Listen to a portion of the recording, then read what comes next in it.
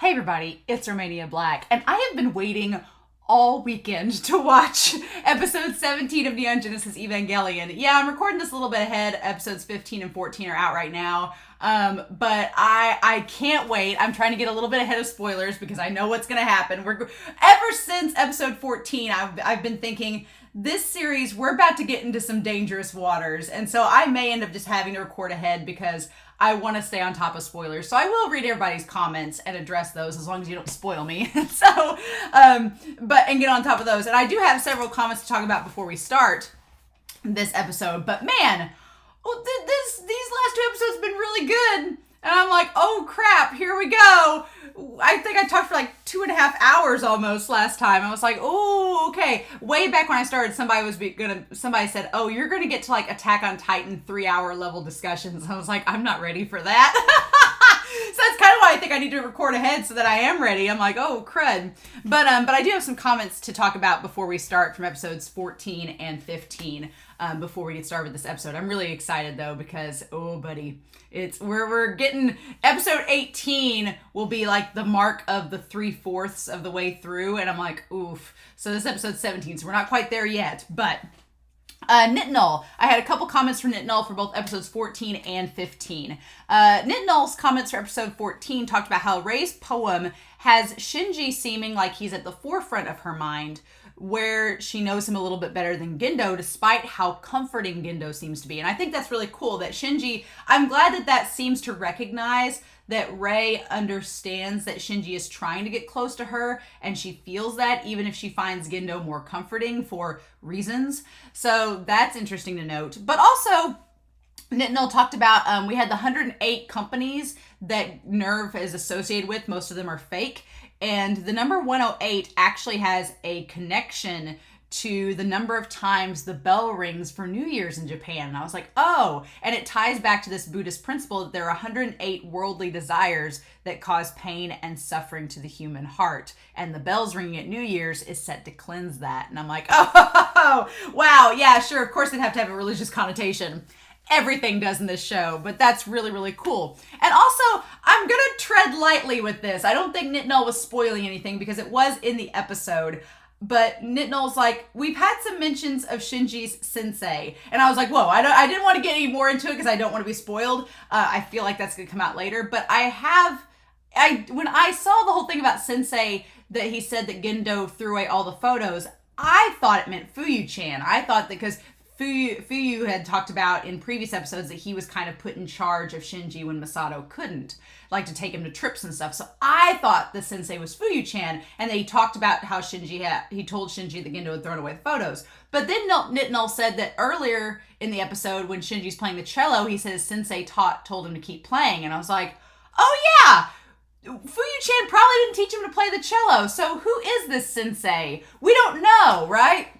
We don't know who sensei is. I don't want to know any more about it. I don't want to be spoiled, but just letting you all know, I am filing that piece of information away in the back of my brain. It's there. It will be there until we get more about sensei. But I do know I did catch the drift. I thought it was Fuyu-chan. Don't want that confirmed or denied. Don't want spoilers, but it's filed away. So thank you, Nitnull.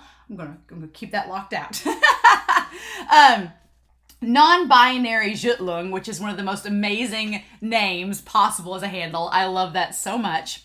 Said that almost always in this series, there are 3 people talking in a scene that kind of goes with our trios thing. And I was like, oh yeah, it really is. Like in so many scenes, there are 3 people talking. There are 3 people in the scene. We saw that in the last episode and the episode before with the bar scene. And usually whenever there's only 2, you almost kind of wonder where the third person is. Like even in the scene where Kaji and Masato are talking to each other, they're talking about her dad too, so he's kind of like the third wheel in the conversation. Whenever Asuka and Shinji are alone and they kiss in episode 15, Pin is there too, so there's 3 people there too. Three creatures are there as well. So I was like, that's really funny. So that's cool that you brought that up, non-binary Jitlung. I appreciate that. Melania the Severed talked about how Gendo destroying pictures of Yui and Shinji forgetting her, like that, the contrast of that, right?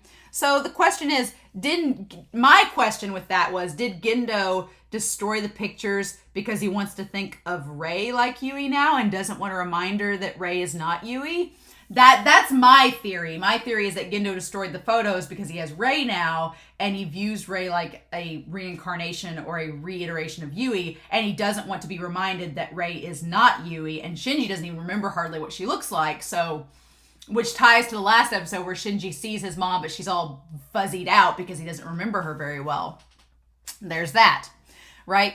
Also, Kaji's comforting Masato, subverting and layering our original thoughts of Kaji. Yeah, several people in the comments were like, oh, don't be so hard on Kaji now. And I was like, don't tell me, I want to figure it out. And now I'm figuring it out, that Kaji's not all that he seems to be. And he is a playboy, but not exactly the same way we thought he was at the beginning when he was introduced. I like that his character has slowly and subtly been given more complexity and layers. And in episode 15, that whole thing with him and Masato and their romantic conversation after the after party, it really makes you put him in a new perspective. And I really appreciate that. I'm like, okay, Kaji, I'll give you a second chance. We'll go with it. Sure.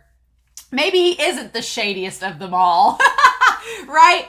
Also the parallels and the contrast of Asuka. I liked this too, that Melania pointed out that Asuka and Kaji in episode 15 both try to assert dominance in the situation by doing the kiss, where they take control during the kiss. And so like Kaji, with Masato, she found the kiss as a way to like delineate and alleviate that stress she'd built up. So you see Masato kind of let go, drop the shoes, and accept the kiss and be like, okay, I see what you're trying to do here. Whereas with Shinji and Asuka, it just creates stress because Shinji's like, oh, I'm not really comfortable with this. Asuka initiated the kiss, but it was really for Asuka's benefit, whereas Kaji initiating the kiss was for Masato's benefit.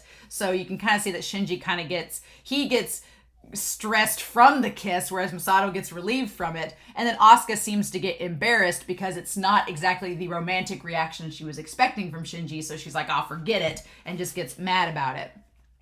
Synopsis, or Synopus, or however you pronounce your name, I'm sorry. In the harmonics test, when Rei was in the O1 unit, we see the bloody hand, but that hand was Shinji's hand from where he touched Rei and saw the blood. So it was from his perspective. So again, Rei saw in the O1 unit things from Shinji's perspective, whereas when Shinji was in the OO unit, he saw things from his own perspective. So there's that to deal with, whatever that amounts to. That's just something to note. Cisco Zeta Ozeta talked about in episode 14 about Rei hating the color red. That's literally Asuka. I was like, oh my god, it is. Red hair, red suit, red Eva. She constantly is associated with the color red. No wonder Rei is pissed off at her most of the time, or is passive aggressive, because Rei represents everything she dislikes. I'm like, interesting. And if you kind of view Rei as being connected to Yui, then that would mean that maybe Rei is, mad that there's this, whippersnapper girl coming after her boy. I don't know. I guess we'll find out. EQ talked about how life is a stage and in this show, and how the instrumentality, harmonics, and synchronization are all leading around this show and being a performance, it ties to Nerv in general, that this whole thing is like a performative thing. And I like that. I like the idea that Nerv is, all an act. It's all a big facade, presenting something when it's hiding something underneath. It's very much like a show. I think that's really interesting. I liked that. And then Bright Girl, talking about terminal dogma and how it is Adam 2,008 meters down. And Bright Girl was like, I felt like there was something else behind that. So Bright Girl, being ever diligent, looked up and realized that John 20:08, and I was like, of course, it has tied to a biblical reference.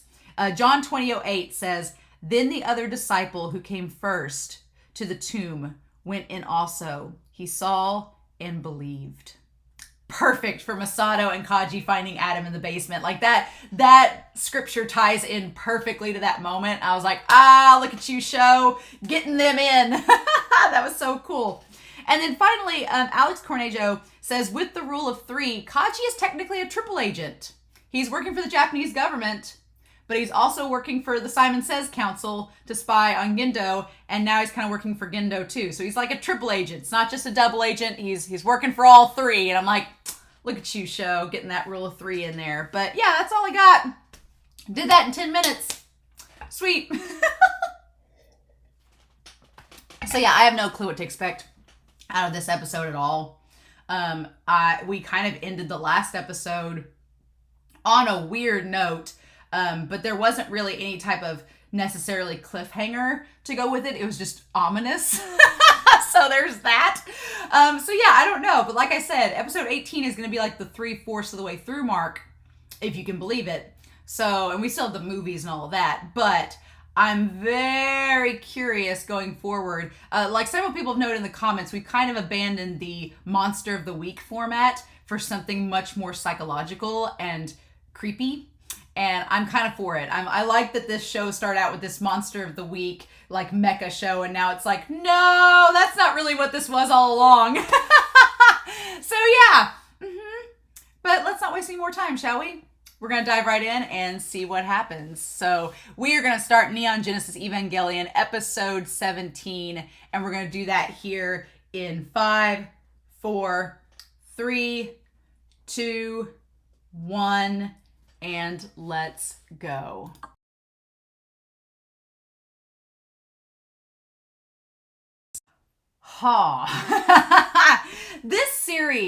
This episode feels like it's setting up a bait and switch. I don't know. Something feels off about it. It feels like it's setting up something that is going to not be what we expect. And so, I don't know. The whole thing with Toji, it seemed so on the nose in this episode. I feel like I'm going to have to watch ahead to not be spoiled. Because this whole thing with Toji, it seemed too obvious. But maybe not. There's a lot of possibilities. I debated on actually bringing Whiteboard Kun out because there's not really a lot of, there's exposition given to us, but it's this felt like a setup episode for the next one, right? This felt like a setup episode for episode 18, which is curious, right? And it kind of felt like episode 14 in a lot of ways. It felt like it's setting up for something big to be revealed in the next episode. And it feels like it's setting us up to expect that, yes, it's Toji that is the new pilot. But at the same time, it's like, I feel like he's not. So, I don't know. Toji is interesting in this episode. He's very interesting. We found out that Hikari, she likes him. She has a crush on him, and she offers to do these things for him. It's like, So, I don't know. Is Toji going to be the 4th pilot? The only reason I think that he might be is because Asuka has that reaction. Unless the 4th pilot is somebody that Asuka knows from Germany, because they talked about Germany and how they were shipping German parts over to the US to be tested on the EVA units. So I feel like this is a big bait and switch. I feel like this episode is making us think that Toji is going to be the pilot, but he's not. I feel like maybe his sister died. I don't know. I felt like when he was in front of the incinerator, I get after we'll rewatch the episode, but I think he was just burning trash. And so he was just like staring at the flames. But for all intents and purposes, it almost seemed like his sister had died, maybe. And he was upset about that, but he didn't know what to do or cry. Toji seems like somebody that would cry by himself, maybe. But he seems like he internalizes all of it. So I'm like, I don't know. So the question is about this 4th pilot. All right, so about the 4th pilot. We finally get a lot more explained about the dummy plugs. The dummy plugs I've been theorizing about, it all gets put out in the open. That's the big thing in this episode, is we finally get an explanation with the dummy plugs. That all makes sense. So, we have the 4th pilot, right? Is it Toji? We don't know. Ida would like to be. And Shinji's kind of like, no, you don't. Like to be. Or is it someone that Asuka knows? Is it Asuka's acquaintance? Because Asuka seems to know who it is, and Masato knows. So Masato is wary, which makes me think it could possibly be Toji, because Masato is worried about Shinji's reaction to this whole pilot situation. So I wonder if it is Toji. It's either Toji or it's possibly somebody from Germany that Asuka knows. It's one of those two options. I don't think, for a hot second, I thought it was maybe the sister. And I was like, that'd be weird. But the sister's in elementary school. So if she'd been in middle school, I could have seen maybe them being like, oh, you're 13. You're close enough to 14. You'll be a good pilot. But if she's in elementary school, that means she's like under the age of 12. So I don't think they would do somebody that young. So it's either Toji or this whole episode is a misdirect. And we think that it's Toji being melancholy about being the pilot, but it may be something totally unrelated, and the next episode is going to bait and switch us and be like, no, actually, here's the pilot. Toji's upset about this other thing, and it's like, okay, interesting. But then Toji's connected to Rei in this episode, so I don't know. It's one of those two things, and they still have to do tests with Toji, so Toji may not be compatible. They just think he's the most appropriate. We need to go through this episode. There's a lot happening in this episode, quite a bit. Yeah, so let's go ahead and start. The very first, this episode, man, Evangelion has been on its game with transitions since episode 14, on its game. The transitions in this episode are awesome. I love them. That opening shot of Masato illuminated by the red light, it transitions to purple. It's very, very cool. I like it. Red and purple are Masato's colors. Which is funny because it's like Shinji and Asuka, right? We've compared the two of them to Masato throughout this whole series, so it's funny that those are her colors. So yeah, it seems you refuse to allow the interrogation of the pilot of Unit 1. Masato, looking out for our boy Shinji. Don't let our Shinji boy near this council. Hell no. These Simon Says dudes. So Masato was interrogated instead of Shinji. Our girl looking out for our boy Shinji. I love it. Also, kind of makes me mad for Gendo because it's his literal father sitting there on the council. But Masato, I don't think, knew if Gendo was there or not. She just knew it was the Instrumentality Project Committee. So she may not have known Gendo was even there in the shadows because Gendo in the shadows where he, lurks. So I find it slightly sad that Masato has to stand up for Shinji and Gendo doesn't. Like, because they were like, oh, we're going to interrogate your kid. And Gendo was probably like, do it. And Masato was like, nope, Shinji is not in the place to be interrogated by the likes of you. And it's like, wow, Masato, you standing up where his own father won't. Cool. And the only one directly involved in the incident. So yeah, the committee, the Instrumentality Committee, our old Simon Says Council here, and you can tell it's the Simon Says Council because there's that one guy with the nasally voice. It's like, yeah, look at Masato. Like he has like the nasally evil man voice. Like you can instantly tell it's him.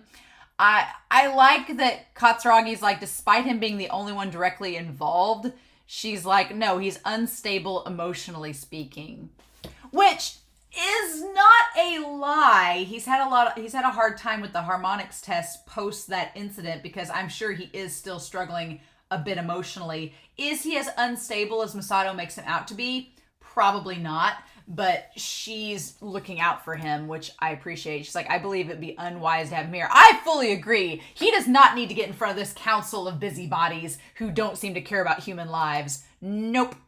He's like, then as his proxy, let us ask you, in this incident, did the angel not attempt to communicate with us, mankind? This is interesting because I didn't get that impression. In the last episode, I didn't get the impression that Angel was trying to communicate. I think it was just like absorb Shinji because it was like, can do it. Its entire power set seemed to lend to the idea that it absorbed things. So the fact that if it was trying to communicate, that never even crossed my mind in the last episode. I was like, no, it just sucked. Shinji just got sucked in like the buildings and stuff by proxy, and the buildings didn't have anybody human in it or alive. It was all inanimate. So Shinji's the only one that had a reaction being inside of the angel. So that's curious. So I'm going to put the council up here. So we're talking about the council, and I'm going to put Gendo up here as well. Because they seem to all have the council and Gendo / Nerv, which will also associate with Akagi. We'll just throw them all up here. We'll have a big old blanket thing here. So the council, old Simon Says, thinks that the angel is trying to communicate with mankind. Interesting. I'm wondering if they came up with that on their own or if Gendo was like, sure, if he had any fostering with that as well. That's interesting. And so I find no suggestion of that in the subject's report. Masato's like, what are you talking about? No. It is believed to have been an irregular incident, assuming his memory is correct. And there's no evidence his memory has been tampered with. However, Eva's AC recorder was not functioning. And so she's like, there's no way to confirm it. So this is interesting. Yeah, they're suggesting that maybe Shinji's memories were tampered with, but I don't think that's the case. So they're questioning if Shinji's memories have been tampered. I'm like, well, maybe not by the angel. And then was it interested in the human mind? So they're wondering if it's interested in the human mind. Which is curious because when the 11th angel attacked, they suspected that it was interested in a computer mind. So that's interesting because if you were looking at the process of evolution, you would think the angel would still be interested in the computer mind, not the human mind, because the computer would be considered an evolutionary step up. I don't know. That just seems very interesting. And Masato, she's just like, I'm unable to answer that question. And they're like, whether the angels even have a concept of what a mind is or whether they can understand human thoughts or not is completely unknown. The incident has a new element in it that the angel tried to take an Eva into itself. Now that is true. The angel trying to absorb an Eva is something we've not seen previously, but that doesn't necessarily correlate to it wanting to know more about people, just that it's absorbing anything it touches. It's just could be a mechanism of like its attack. Is there any possibility this may be linked to the predicted 13th angel and all angels thereafter? And Masato's like, well, how the hell am I supposed to know? She's like, I don't know. So let me go back here. And she's like, based on the pattern thus far, there's nothing to suggest a systematic organization among the angels. So yeah, they're trying to figure out, do the angels have an order? And Gendo suggesting, are they evolving? It's curious because they seem like they are evolving to a state or getting weirder and weirder, but I don't know if there is an order to them. That's funny. And they're like, it is obvious they have worked independently so far. What do you mean, sir? And I love that they're like, you're not allowed to ask questions. Like, they just shut her off immediately. And I was like, oh, shit. Like, there's no room for questions. So, because at this point, Masato is trying to find out about Nerv. She's trying to gather information. And she oversteps just a hair. But they don't even give room for her to even speak. They're like, you're not allowed to ask questions. Shut up. And she's like, yes, sir. And the way she says, hi, is just very militaristic. Very, nope. Not going to go any further because she doesn't want to be suspected, right? So angels have been independent. That is the one thing. So far, none of the angels, there doesn't seem to be an order or a systematic element to it. It's just them sporadically attacking in a sequence. But there's no like rank and file. There's no communication between the angels. They're not working together. If they did work together, we'd be in a lot of trouble. So glad that's not happening. But yeah, she says that will be all. You're dismissed. Like, you don't get to speak anymore after. Once you start asking questions, Simon says, like, nope, that's not how this works.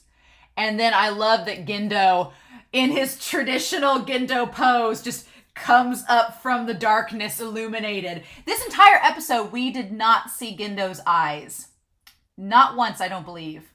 I'll have to look when he's down there with Akagi in the place with Rei. So Akagi knows what's up with Rei. What the fudge. Yeah, we did not see his eyes the entire time, which means he's hiding something. So that's interesting. We'll get to that. The angels are beginning to attain intelligence. The time left to us is running short. So yeah, so we're running out of time before these angels start to get smart. And once they start to get smart, they're going to start attacking in new ways and we're going to be in trouble. Again, this episode, it seems too obvious from the moment they said that the title card was the fourth child, which we should have expected the fourth child. The fact that there's a fourth child doesn't entirely surprise me, because way back when Gendo was having the meeting with, I'm assuming, is Keel on the airplane, they were talking about there being units being made overseas. And so we get the O2 unit, but I've always I didn't realize there was a fourth and a fifth unit that was being made. The fifth unit has disappeared, right? The O4 unit has disappeared so far. We don't know where the hell it went.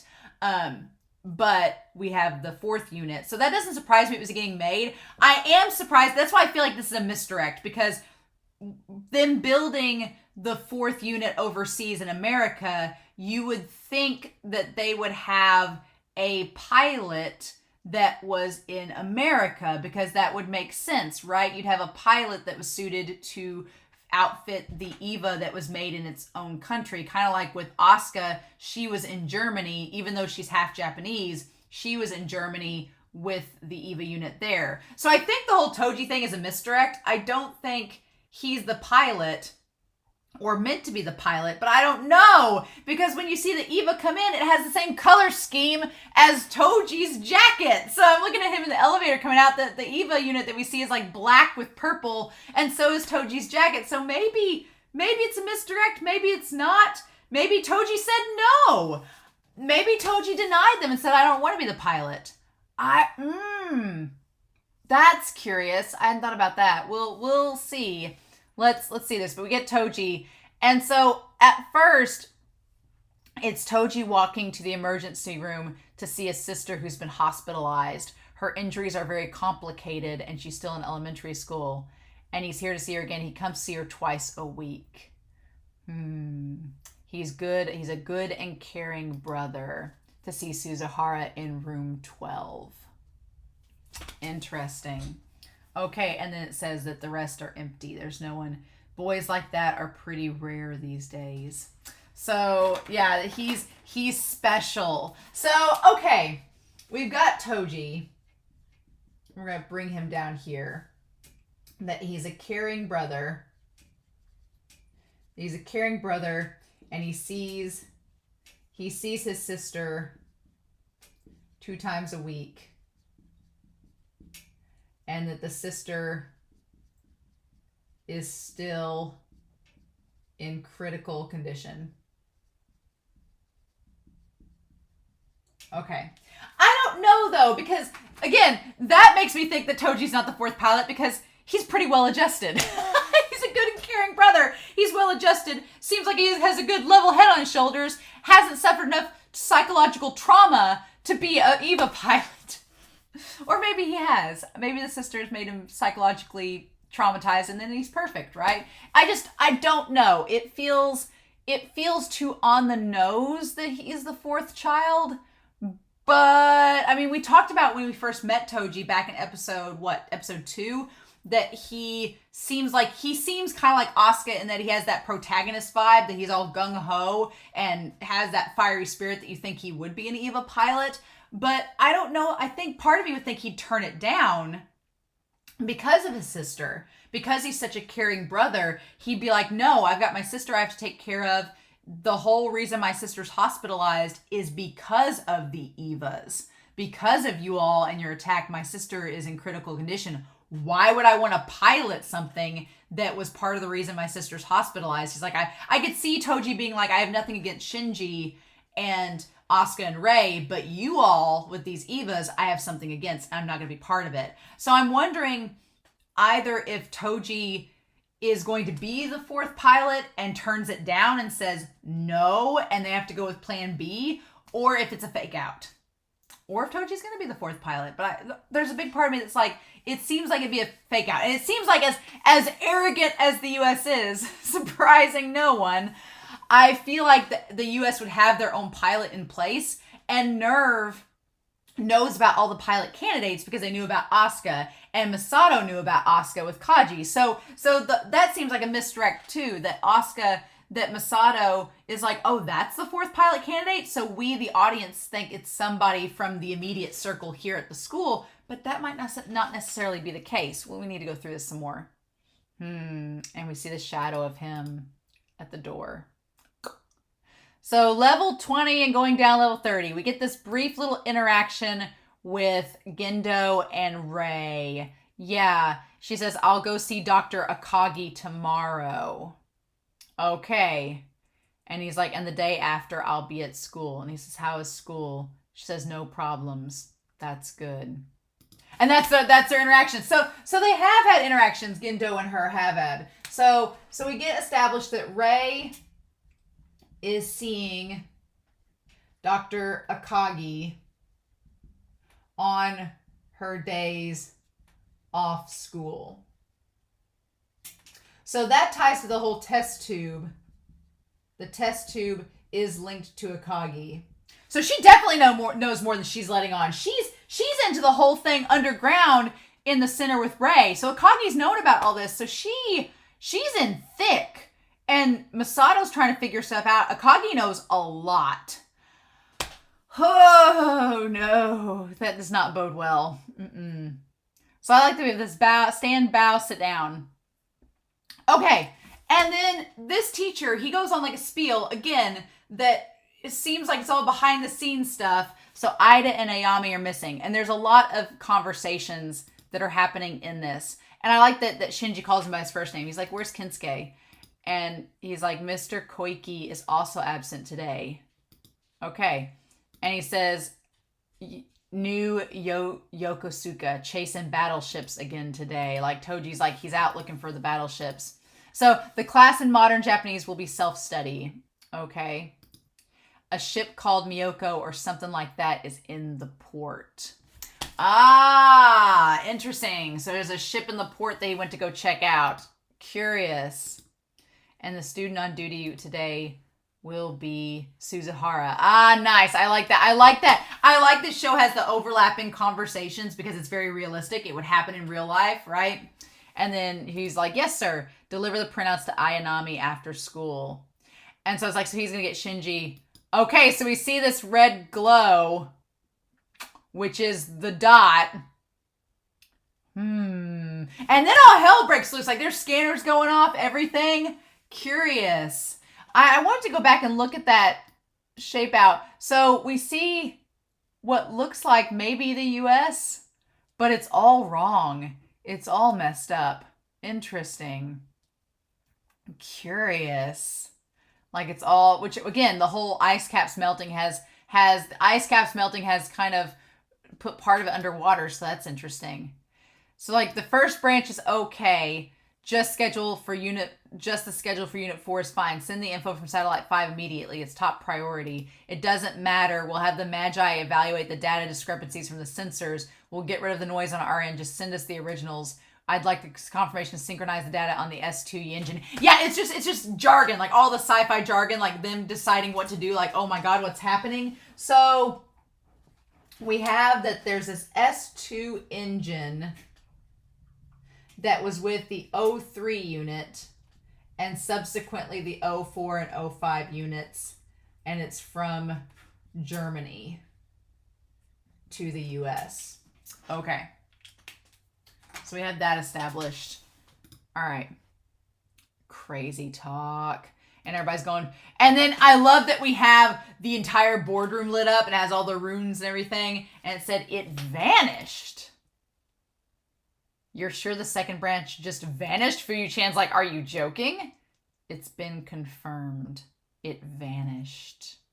And then I was starting to get like a little like seizure warnings on this whole vanished thing. The administration investigation departments are going crazy and general affairs is in a total panic. What was the cause? We still don't know. Our only clues are these geosynchronous satellite photos. Yeah, there's nothing else left. And then the screen shakes and it looks like an eye. It looks like an eyeball. Like the image of the explosion and everything, the crater where it just disappeared. It seems like an eyeball. And they rewind 10 seconds to the countdown. Okay, and there's the observatory. Observation satellite 8. And so apparently there was some kind of test that was going on. And the test had this red eye show up. And then everything's gone. Huh. This is horrible. And I love that we get this. I love that it's in green. It says vanished Nerv. Oh, Nerv 2, the second branch. Okay. So second branch there in the U.S. Evangelion Unit 4 and all related research facilities within an 89-kilometer radius disappeared. So the O4 unit and everything in an 89-kilometer radius vanished. And Akagi thinks that it has something to do with like the last angel, that some kind of sea of Dairock has like swallowed it whole just like it did before. But it seems different, right? It seemed like an explosion. It seemed like an explosion or something happened that just erased everything.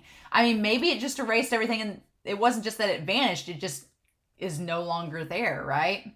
They've completely vanished along with several thousand people. Looking at the time schedule, we believe it to be an accident. So, and I love that the things that are factual in this scene, the people reporting them have their faces hidden by the clipboard. You can't see what their faces are. You just see them talking to a clipboard and you don't see their faces. If it's something factual or considered to be objective, you don't see their face. But then when somebody brings up like an idea or something that is more subjective, you see their face speaking. That's such a cool visual narrative that like gives that little clue into the audience. During the experimental installation of the S2 engine that was restored in Germany, the potential causes range from a lack of structural integrity to a preliminary design stage error. So there's lots of reasons this could have messed up. And it said there are 32,768 possibilities. So, wow. So there's literally about 32,000 causes for error. Lots of probs there. Lots of probabilities, lots of problems. That's fascinating. Yep. And so there's a chance of sabotage. And that's where this guy comes in. So they have all of these two speakers that are objectively talking, and they have the clipboard above their face. And the one guy who has his face down where you can see it says, there also could have been sabotage. So he's bringing out the tinfoil hats. But it didn't explode. It vanished, right? In other words, it disappeared. I don't know. It seemed like an explosion, though. In all probability, they were swallowed by a sea of Dairock. Just like the O1 unit was. And the S2 engine that we finally restored. I like that Masato's like, this is all quite suspicious. Masato's getting her tinfoil hat on too. She's like, we just restored this engine and it just mysteriously vanished when it went to the O4 unit along with thousands of people. And I love that Akagi says, gone. Our dreams have been shattered. But she says it so nonchalantly, like emotionless, like a robot. She's like, gone, our dreams have been shattered. And Masato's like, are you sure? I love it. And she goes, that's what we get for trying to push ourselves into using something we don't understand. That goes for the Evas too. Oh, I want to get a picture of Akagi's face like that, because that shot is so freaking good. Akagi just sitting there. And because Masato's like, we didn't understand it, so this is our karma. And she's just poking at Akagi. Masato, she is literally poking at Akagi for info. Because she knows from Kaji that Akagi knows more than she's letting on. And Akagi's like, you have no idea. Akagi's in it thick. She's like, Masato, you have no idea and I don't want you to know. Because if you know, you're not going to like it. Akagi has the ability to turn on her scientist mind and kind of shut off the emotional, empathetic human side of her that would have moral issues with what she's doing. But she can turn that off for the sake of science and overlook those things. And we've seen her do that in this series. Masato doesn't do that. Masato wears her heart on her sleeve. She's extremely empathetic, extremely human, and would not stand for something like that. So makes all the more sense, right? That she would take issue with it. And I love that we get her and Akagi talking on the escalator saying, what about the remaining O3 unit? We're going to base it here. Like we're moving it back. it seems the U.S. government doesn't want to lose the first branch as well. They're the ones who insisted on the right to build units 3 and 4. And Masato being like, and now they're just foistering us just the dangerous parts to us, talking about self-serving bastards. I'm like, well, old US of A, what can we say? And so, but Akagi kind of defends them and says, well, after a disaster like that, anyone would get nervous. So that's curious, right? That leaves some curious explanations saying, is this an accident? Is this an accident?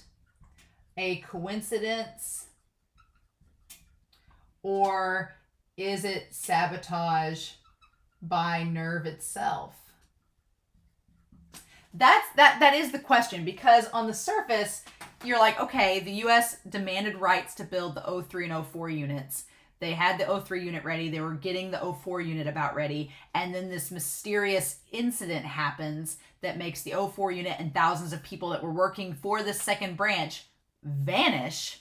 So the U.S. gets freaked out. They're like, well, what if there's going to be another attack on the 03 unit? We can't risk that. So they just happen to conveniently say, hey, Nerv, can you guys take back the 03 unit? We're afraid of it getting hit down here. Maybe it'll be safer with you all. And they just happen to do that around the same time that Akagi and them have been doing this dummy plug experiment to let these EVAs be piloted not by actual pilots. Seems coincidental. Seems a little coincidental. I don't know. We've seen how Nerv has gotten involved in the past with things and setting things up. So if Nerv orchestrated this entire thing in the US, would I be surprised? No, I don't think so at this point. I think that it's right to be suspicious, right? So what are you going to do about the activation test? Will you use that dummy plug? And she's like, I've still got to decide on that. So we have this thing that says Rei, dummy plug Evangelion 2015. So I like that the dummy plug is like red and it just looks totally different. Again, Rei would not be pleased. This is the dummy plug prototype. Rei's personal data has been loaded into it. It's not really possible to digitize a human mind and soul. Wow, glad that we have some admission of that, right? So we get more into the dummy plugs. And yeah, they are essentially what we've been thinking that they were. They are computers that simulate the pilots. Which on the surface seems like a great thing, right? That seems like a good thing on the surface. You're like, oh, okay, cool. Shinji and Rei and Asuka won't have to get inside. Well, Shinji and Rei won't have to get inside the EVAs anymore. Asuka, they've not been really doing anything with the dummy. It seems like they're anticipating Asuka keeping on piloting the O2 unit, right? Because they made the comment that she wasn't suited for the synchronization tests like Shinji and Rei were. And they made note later on in this episode that she has the pride of piloting the EVA unit. So, like, that's her whole purpose. So, they at least seem like they're going to try this prototype from Rei out on the EVA units. But on the surface, it seems like that would be a great thing. Like, oh, cool, you don't have to have physical pilots getting traumatized inside of these organic beings. But then on the other hand, we've seen how in the Jet Alone incident that having something that's a computer inside of these monsters may not be a great idea. And I can see why Masato and Maya were like, this seems like we've seen how technology can glitch quite easily. Are we sure we want to leave something as dangerous as these EVAs to be piloted by a computer program that could easily malfunction? Seems problematic, seems cause for concern. Ultimately, it's a fake, an imitation. And just a machine that emulates a pilot's thinking process. And I'll transmit a signal pattern to the EVA. As long as the EVA believes there's a pilot and synchronizes, that's enough. So as long as the EVA doesn't recognize that it's not an actual person in there and thinks it is, then it's okay. Load the data into the O1 and O2 units. And so I love this shot of Akagi and Gendo. They look so freaky. There's been a lot of Akagi and Gendo in this episode. They're together quite a lot, showing this episode, again, show not tell. This episode shows us, the audience, that Akagi is in deep and that her and Gendo have been working together for a long time, and that they both respect each other's opinions, even if they don't agree with them. So there is a deep, deep connection between these two that go beyond Masato, beyond Kaji, beyond the other pilots. That is quite creepy. And we'll talk about that when we get to Rei. But Akagi says that the only ones ready, the OO unit, is the only one that is synced for the dummy plug. That the 01 and 02 units still have some problems. She's like, I don't feel comfortable with the other two units, don't like it. And Gendo's like, it's not important. As long as the EVA activates, it's sufficient. I'm like, Gendo, you were expecting the bare bones, honey? Have you seen how this could go wrong?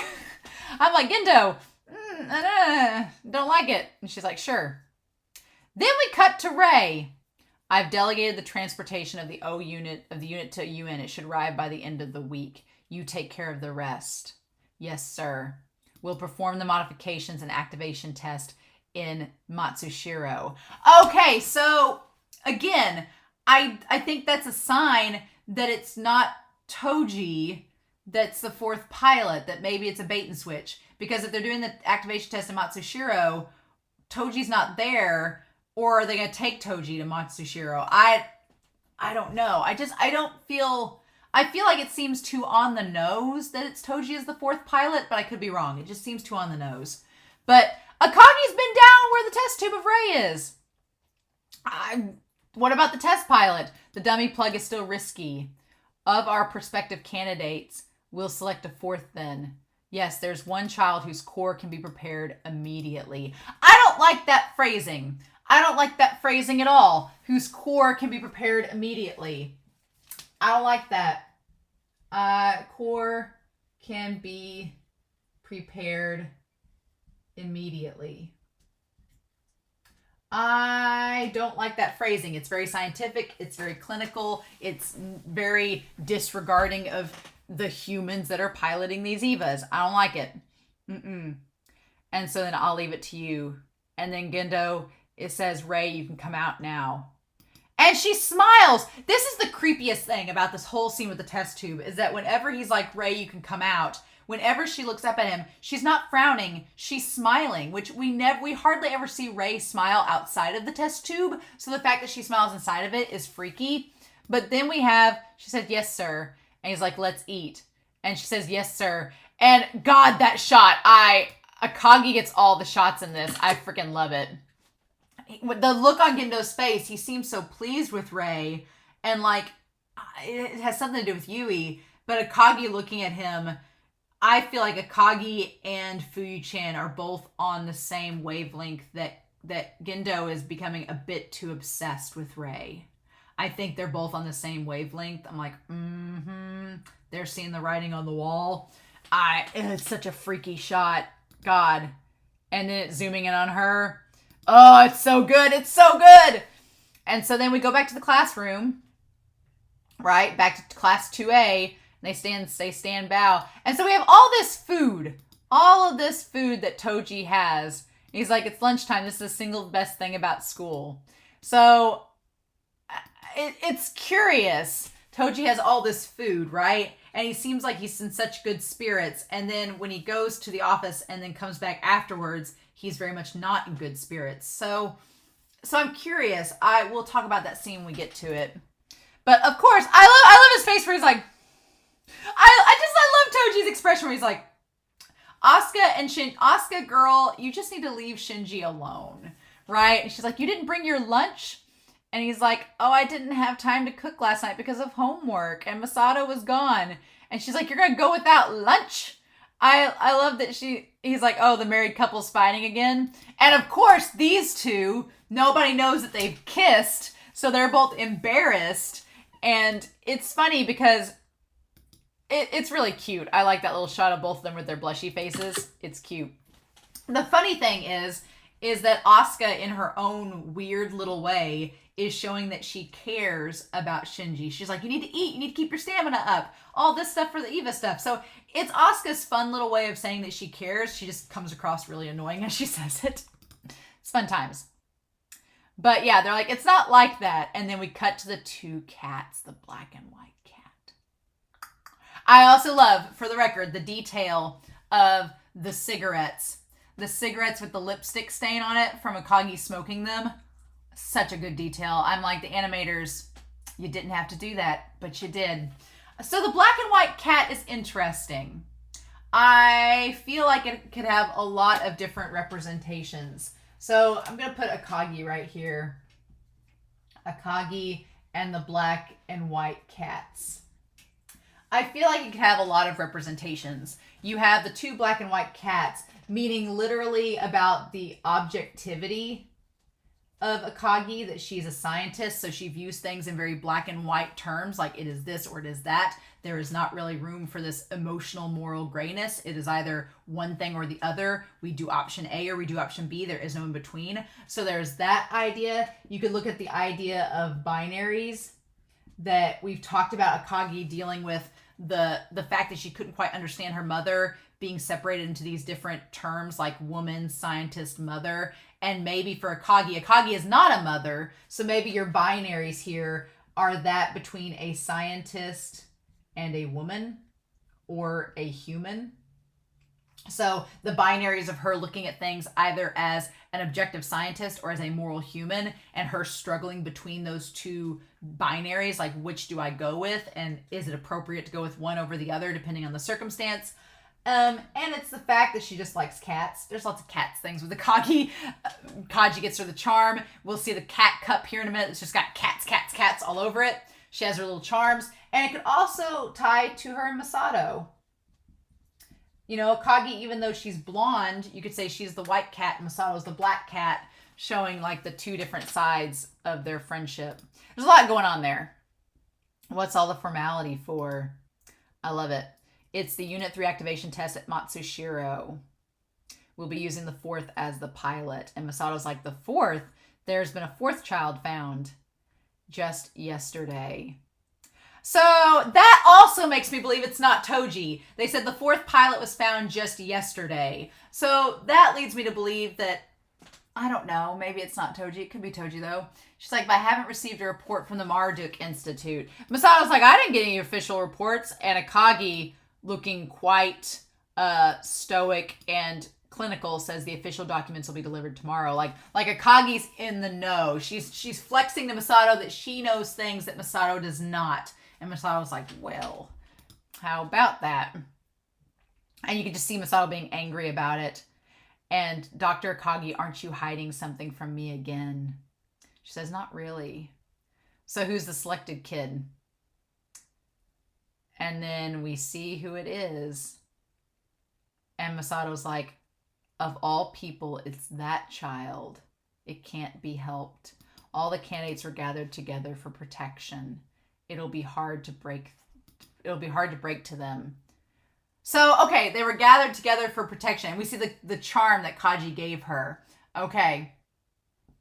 So, like, it will be hard to break it to them. And so, interesting. So, I guess what's going to be hard to break to them is the fact that there's a 4th pilot and another EVA unit. And they say Asuka will be fine. Her pride's riding on her piloting of the EVA. So she's going to be able to handle it. She won't care because she's just, as long as she has her EVA unit, she's fine. And Rei is an exception. But nothing good comes of becoming involved with us in the EVAs. Shinji understands that better than anybody. Yeah, so Masato's like, yeah, Rei isn't going to care because she's an exception to many rules. Asuka's not going to care because as long as she can pilot the EVA 2 unit, she's just going to be competitive and it's not going to change that. But Masato's like, Shinji understands the hazards of being an EVA pilot. So he's going to be concerned for whoever this new pilot is, right? He understands that better than anybody. I don't want him to suffer any more hardships. But then Akagi says we need children of this kind in order for us all to survive. And so Masato's like, oh, let go of the pure ideals. Is that what you're saying? So she's like, oh, let go of our morality as people and our ethics to let this happen. Essentially, I'm pretty sure that's what Akagi means. Akagi's like, yes. So maybe it is Toji. Maybe Masato's worried that Shinji's going to have a bad reaction knowing one of his friends is one of the pilots. That could be too. I don't know. And so this time, I like that we went slowly down. We went from stand up, bow, sit down to stand up, bow to nothing. Right? And so he says, Suzuhara, you're on duty this week, so get to it. And he's like, oh, what do you mean? And he says, oh, the printouts. And this is emergency evacuation training enforcement notice. Okay. Didn't your teacher tell you to deliver this? And he's like, oh, yeah. He's like, you can ask the other person. It's like, that's Ayanami. She's absent today. And he's like, oh, it can't be helped. He's like, but I can't exactly go to a girl's place alone. And so this is where we find out that Hikari has a crush on Toji. And it all makes sense now. Her volunteering to go check up on Shinji, to go to see Asuka. Like, it all makes sense that she was doing it under the guise to get closer to Toji. And he's like, I can't go to her place alone. She's like, well, in that case, I'll go. And he asks Shinji to go instead. You want to walk home? And she's like, oh. I feel bad for Hikari because it's clear that she likes him and he just doesn't get it. So yeah, we go to the deserted part of town. These, like, the roads have cracks in it. There's buildings destroyed and they're at 402 at this place, and it looks just as disgusting. I think that can and bottle are still there from the last time as they were. And so maybe Toji is I love that this whole episode is just me being like, is Toji the fourth child? Like, that's my whole thesis for this whole thing. But I like that it could be Toji's the fourth child because he's going with them to see Rei's apartment, so he's getting more acclimated to the group. That could be. I like that they try to buzz in, it doesn't work. And he says, we're coming in. And Toji's like, you can't just barge into a girl's room without her permission. And Shinji's like, oh, believe me, done this before. We've got no choice. He's like, she won't see it if we leave it here. Yeah, all that stuff's piled up. All those letters and everything. And so they go in and it looks pretty much, it looks about the same as before. I like that Toji kind of tiptoes his way in. It's still pretty nasty. And he's like, oh, what? So there's just like tissues on the ground. This is a girl's room. It's so unwelcoming. And yeah, you still see the mini fridge. There's still the books, the thing. And we see the water beaker and the capsules. Same as before. The same medication. I love that lingering on Shinji's face. That lingering on his face is so telling. And he's just like, He's like, nothing's changed. God, I love that. And him looking over and without saying a word. I like that she's at least changed her bloody pillowcase.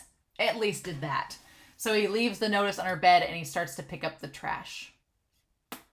And we see the underwear drawer slightly opened and we see the glasses in the book. And I like that Toji just looks at the broken glasses. And he's like, hey, you shouldn't touch anything. She'll get pissed. And he's like, I'm just cleaning up. And again, he makes the note that, well, I'm not helping. That's not a man's job. I like that. And I like that Shinji says, well, okay, but Miss Masato hates guys like that. So at first I thought when he said Masato, I had a brain fart and thought that he was talking about Hikari and that Toji was acknowledging he liked Hikari, but no, it was Masato. And so, of course, Toji's like, well, Masato doesn't like guys like that. Well, like, I don't care. It's my policy. And Shinji's like, I like these, like, okay, fine. But yeah, Shinji just is careful like that. And he says, what a change. I feel like this whole chair has been kept in this room just for this scene to have Toji something to sit in. And he says, you've changed, Shinji. And he acknowledges, he's like, the first time I saw you, I thought you were a jerk because of how cold and distant he was. He says, and you didn't seem like you do something for others. But I guess it depends on what you've got to give. I love that line because Toji, we've established, is a caring brother. He's a caring individual. He does do things for others, but it depends on what he has to give, right? He doesn't know how to clean, so he's like, I don't know what did how to do that. And him acknowledging to Shinji being like, hey, as long as, I guess it figures like you're doing whatever you can, right? And just depends on what you have to offer. And I like that Shinji kind of contemplates that. He's like, like I hadn't thought about that. And that, of course, right then Rei shows up. And I like how she doesn't freak out. He's like, oh, we're visiting. And she's like, what? Like she just walks past Toji, like doesn't even acknowledge she's there. She's just like a freaking robot. And he's like, those are the printouts that were piling up. And she notices that the stuff's not on the floor anymore. And Shinji says, oh, I'm sorry. I took it upon myself to clean up a little, but I didn't touch anything except the trash. And that gets her to blush. Like the most blush we've ever seen her have.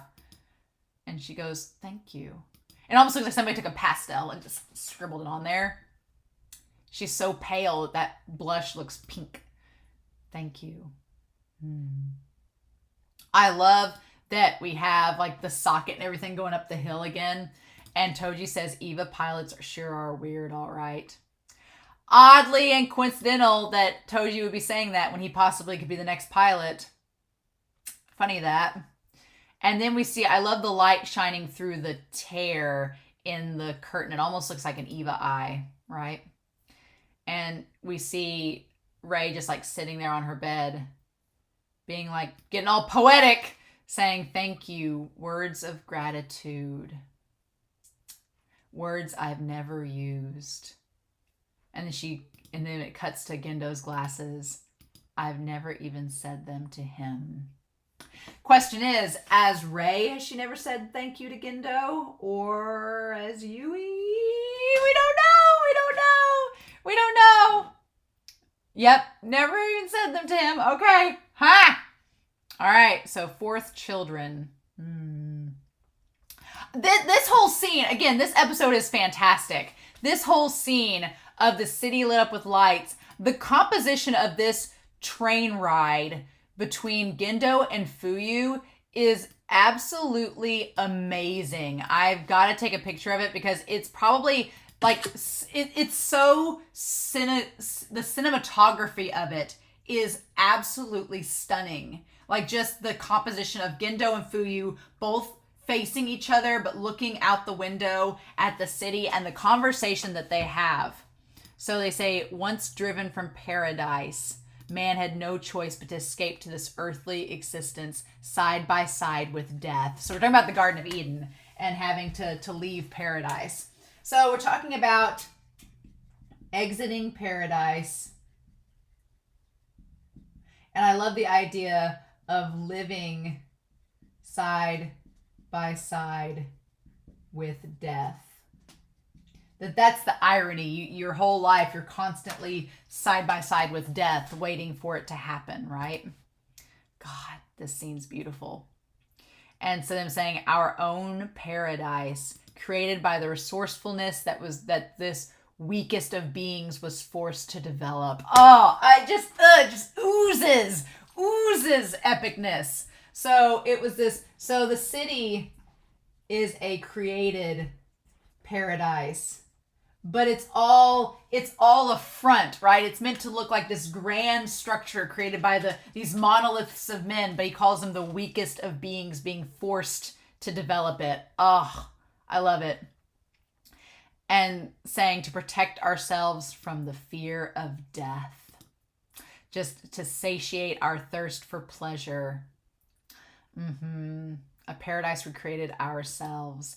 The city is truly such a paradise, an armed city made to protect us. So it's all a facade, right? The idea is it is a facade to protect and alleviate fear.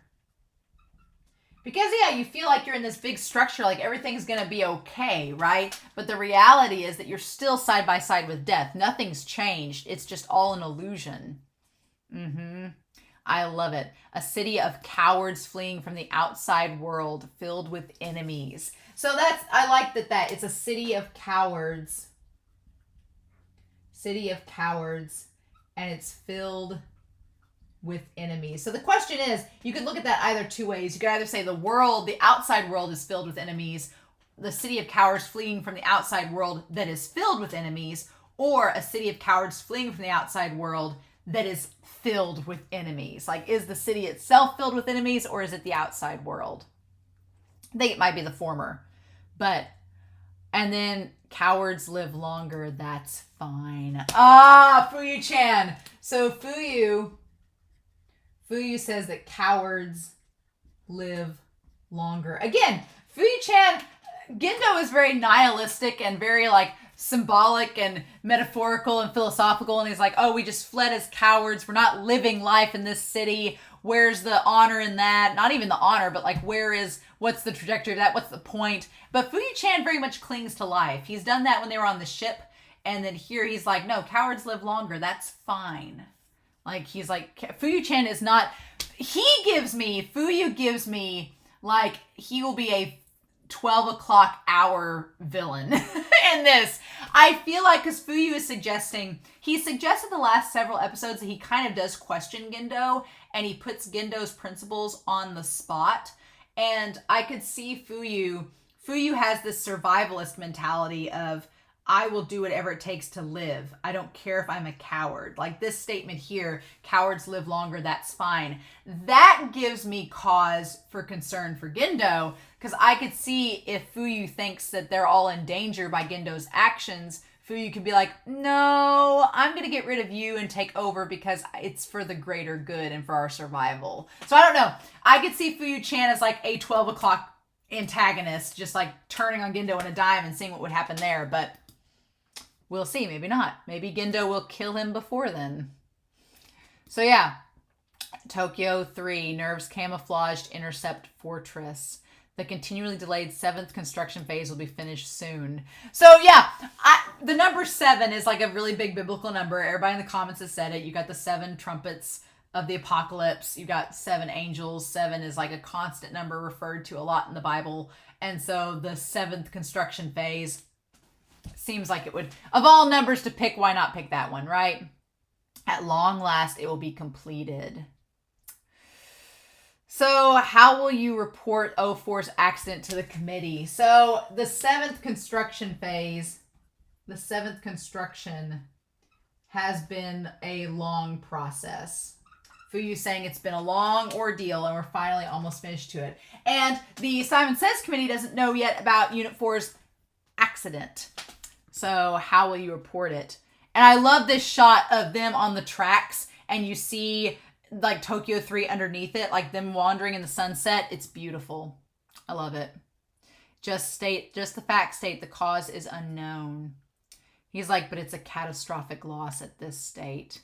And he says Unit 4 and the second branch are acceptable losses. Even with the S2 engine, we may have lost the sample, but we still have the data in Germany.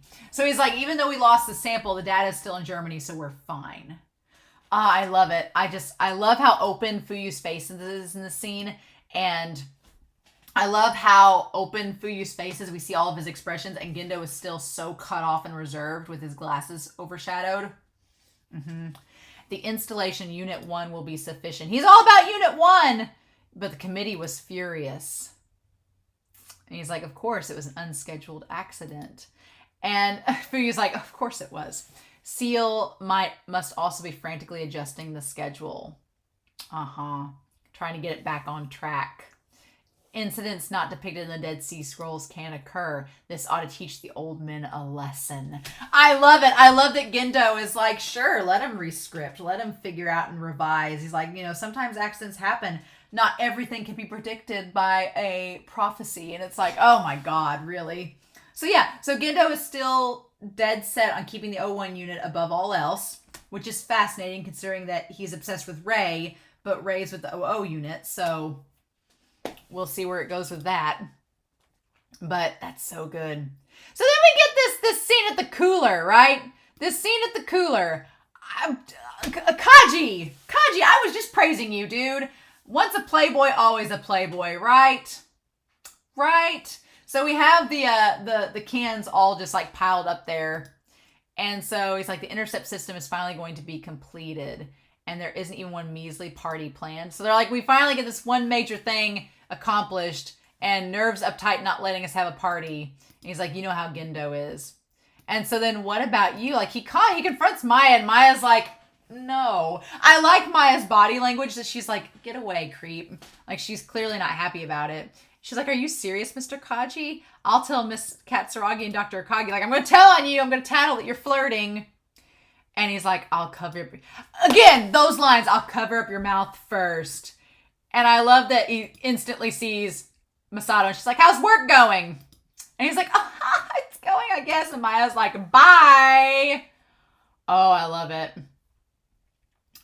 He's like, far be it from me to comment on your private life. Interesting. So we see Kaji. Kaji's so curious. So we see Kaji. He flirts with Maya. But I still think it's a front. He was trying to get information, right? Or trying to like lead her to think something about him that wasn't true. Because when he goes to pick up the can and he puts it back in the recycling tray, he took the time to organize all of the cans, right? He took the time to organize all of it, which seems out of character for Kaji. But we know Kaji puts on a front. So that's really interesting. But I like that Masato's like, I'm not here to comment about your personal life, but can you keep your hands off the young girls in this emergency situation? And he's like, well, this isn't your jurisdiction though, is it? And she's like, could I hit on you then? She's like, that depends on how you answer my questions. So God, the sexual tension between these two, they just need to get it on. They just need to do it, get it over with, because the tension is like so palpable between them. And she's like, you know the secrets of Adam and the Marduk Institute. And I like that he's like, what secrets? And she's like, don't play dumb. She's like, asking for help isn't like you. And she's like, I don't have the luxury to afford being proud right now, because she's like really worried. She's like, what's the oh so convenient discovery of the fourth child? Yeah, Masato knows. She's like, this is all very convenient. It's all lining up too quickly with Adam and everything. Something's going down. She's like, I want to know information, but I have no one else to turn to except for you, Kaji. So help me out here. Throw me a bone. And then he just gets like, I love these, like, I'll tell you one thing. And he just does the full-on Kabadan. I was like, oh, I love it. I love he gets right up in her face. I'm like, the Marduk Institute doesn't exist. Nerv is pulling the strings. And she's like, oh, really? He's like, Commander Akari. And he's like, go check out code 707. Shinji school. Okay. Nerv is pulling the strings. So we have code 707, which is tied to Shinji's school. Which makes me think that then it is Toji. So maybe it is Toji. Who knows? God, I love it. And he's like, oh, Miss Masato. And I like to instantly separate. And they're like, what? God, I love it. He's like, Risco wants to see you about the business trip you're going on tomorrow. Okay, so she's going on a trip. And she's like, I'll catch you later. And he's like, yes, ma'am. The tension. The tension. I started out this series rooting for Kaji and Masato. And then I got mad at Kaji because he was a playboy. And I was like, quit playing around with her. But now that they're both like working undercover to like unwrap Nerv and figure out what's going on. And we know that Kaji likes her and that she likes him. I'm like, ah. And we'll talk about that with the watermelons. And so Shinji's like, oh, hey. And I like that we have like this size difference, the height difference between Kaji and Shinji. Shinji looks so small. Like he's this 14-year-old boy, but he looks so short compared to Kaji. And I like Kaji's like, how about it? Want to go out for tea? And Shinji's like, you know I'm a boy. So I think in that moment, Shinji's like, if you're trying to flirt with me, stop. Like, not interested. I love that Shinji's like, stop it. Like, I'm not one of your girls you can flirt with. Shinji's like, I get a lot of gender norms assigned to me. I get made fun of for doing a lot of feminine gender norm things. He's like, but I draw the line at you hitting on me, Kaji. But that's not what Kaji wanted. And so then Shinji, when they go out to this little garden area, he's like, I thought you'd be a more serious person, Mr. Kaji. And he's like, once you're comfortable around someone, you sure don't hold back, Shinji Ikari. And he's like, oh, I'm sorry. And he's like, no, I'm sorry too. I didn't mean to sound sarcastic. So that's really cool. He's like, so Kaji basically points out, he's like, once you get comfortable around someone, you really are like open and blunt about things. And that's not a bad thing. He tells Shinji that's okay. You can do that. And so then we see, he's like, I know, I'll show you something neat. And it's this garden that he's grown. He's like, are they watermelons? And he's like, yeah, aren't they cute? This is my hobby. And so he's like, it's a secret from everybody else, though. And he's like, making something, nurturing something is really great.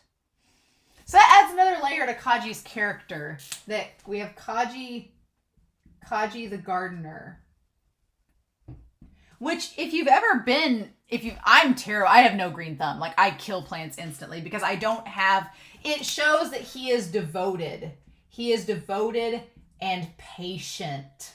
That's the thing. In order to have a garden, you have to be devoted and patient. He talks about how nurturing something is really great, but it takes a lot of dedication and patience to make it work, right? And so that adds another layer to Kaji's character, being like, he is willing to play the long game to make things go his way, right?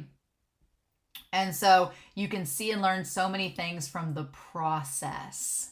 Yeah, he's like, if you just take the time and cultivate it, you will learn how things work along the way, and you'll be more knowledgeable, and it will make you a better person for it. And that look that he gives Shinji is like literally the softest look we've ever gotten from him. He's like what's enjoyable.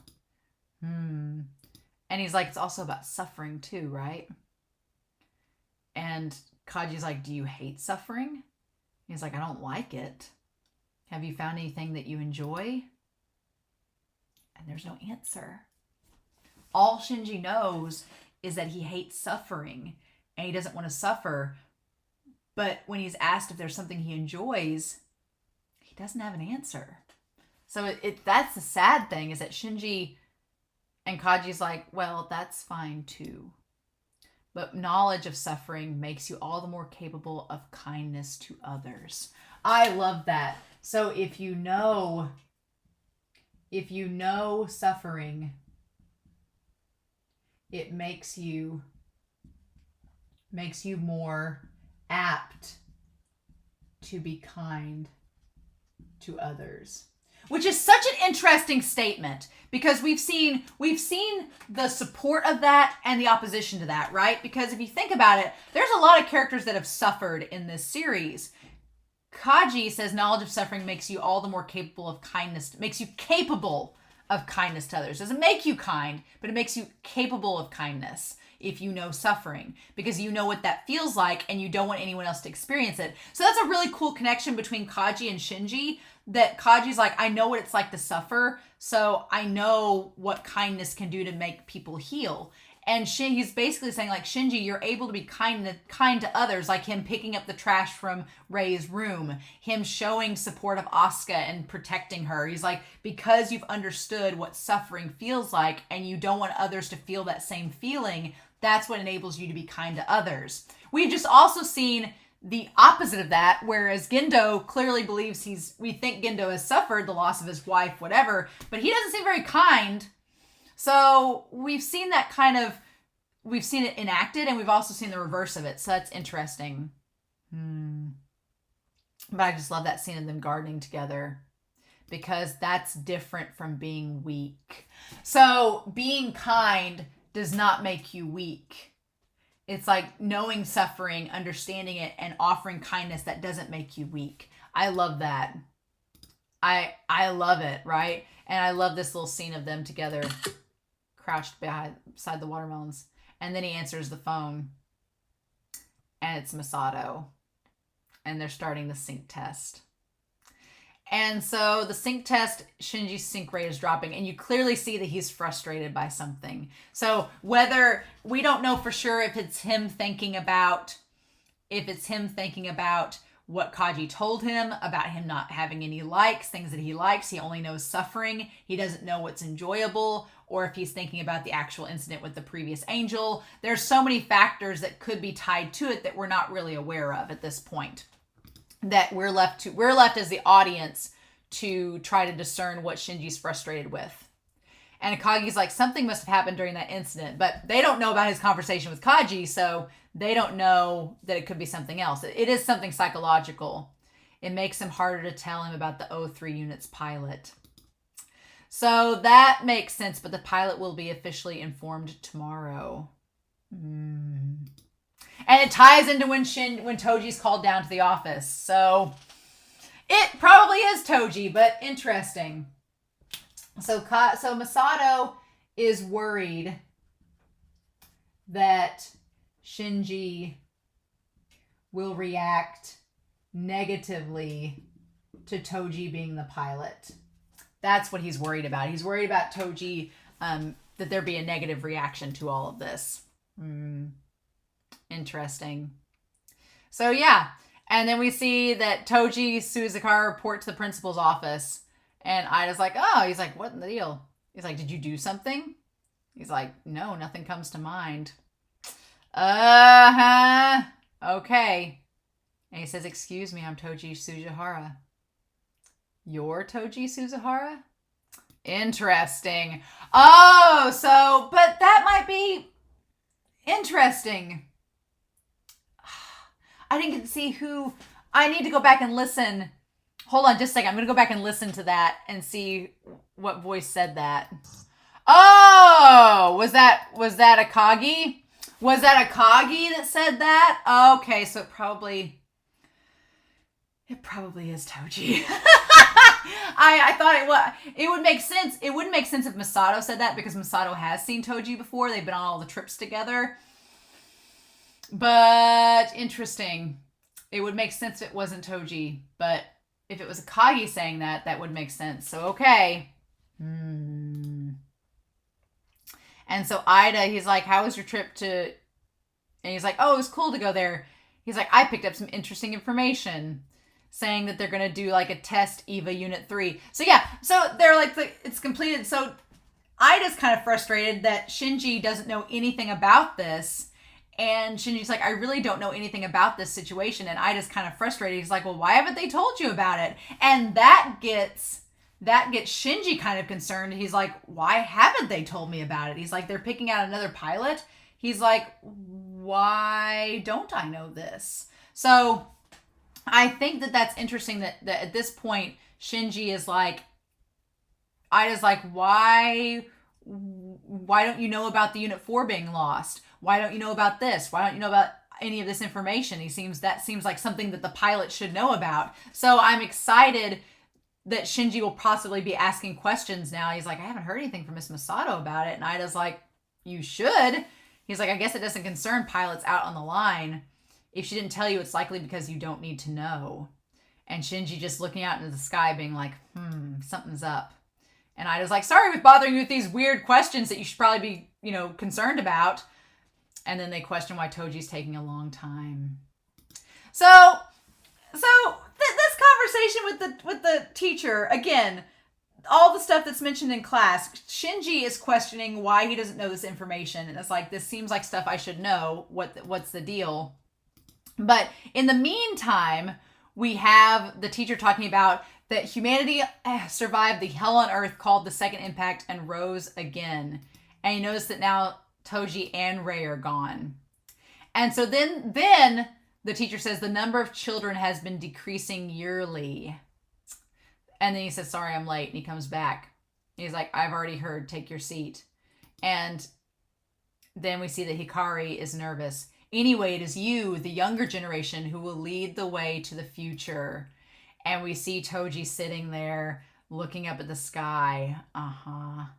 Looking quite disinterested.